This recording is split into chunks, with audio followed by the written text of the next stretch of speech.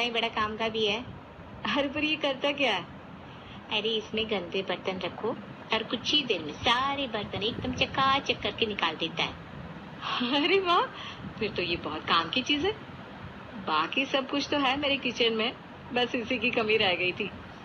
कल्पना के मन में अब डिश वॉशर खरीदने की नई लहर उठ चुकी थी।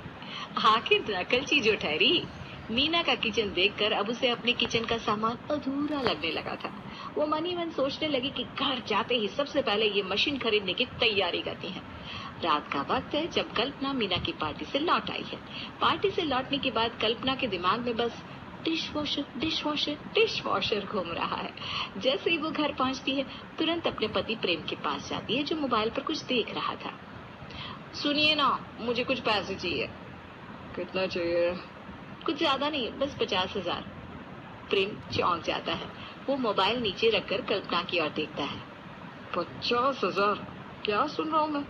इतने पैसे किस लिए चाहिए तुम्हें? कहीं तुम्हारा कोई सीक्रेट बैंक अकाउंट तो नहीं खुल गया? अरे नहीं जी, सीक्रेट अकाउंट से भी बड़ी चीज चाहिए मुझे। अब सीधे सीधे कुछ बताओगी या ऐसे ही पहेलियां बुझाती रहोगी? आज ना मैं मीना की बेटी की बर्थडे पार्टी में गई थी। वहां मैंने मीना के किचन में एक डिश वॉशर देखा।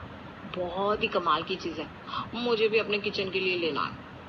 बस, मतलब अब तो हद ही हो गई तुम्हारी नकल की। अब किचन का सामान देखना बंद करो। और इसमें बुराई क्या है? बिना मेहनत के चकाचक बर्तन मिल जाएंगे। प्रेम को अब गुस्सा आ जाता है। अरे इतनी मेहनत से पैसे कमाते हैं और तुम नकल करने में उड़ा देती हो। पहले ही किचन स्टोर रूम बन चुका है, अब डिश वॉशर रखोगी कहाँ? अरे घर के लिए तो ले रही हूँ, आपकी तरह कोई फालतू की बाइक की एक्सेसरी नहीं ले रही हूँ मैं, जो घर में शोपीस बनकर पड़ी रहे। देखो ज्यादा बहस मत करो, पहले ही घर का बजट बिगड़ चुका है। इतनी गर्मी पड़ रही है पर घर में एसी लगवाने के पैसे नहीं बच रहे और तुम्हें डिश वॉशर की पड़ी है। मतलब साफ है, आप पैसे नहीं देने वाले। बिल्कुल, और ये डिश वॉशर लेने की जितनी जल्दी है उतनी जल्दी अगर घर का बजट संभालने की होती ना तो हमारे पास 2-2 फ्लैट होते। ठीक है, मत दो पैसे, मैंने कुछ अपनी सेविंग में रखे हैं, मैं उसी से ले आऊंगी। हद हो गई यार, तुम्हें किसी की सुननी ही नहीं है। जाओ जो करना है करो। प्रेम गुस्से में उठकर वहां से चला जाता है। दूसरी ओर कल्पना के चेहरे पर मुस्कान आ जाती है। उस पर तो बस अपने डिश वॉशर की धुन सवार है। अगले दिन घर में फिर से एक नया किचन अप्लायंस आ जाता है, ब्रांड न्यू डिश वॉशर। और इसके साथ ही कल्पना की नकलची लिस्ट में एक और नाम जुड़ जाता है। अगले दिन सुबह का वक्त, गायत्री देवी अपने कमरे में बैठी पूजा का थाल तैयार कर रही थी।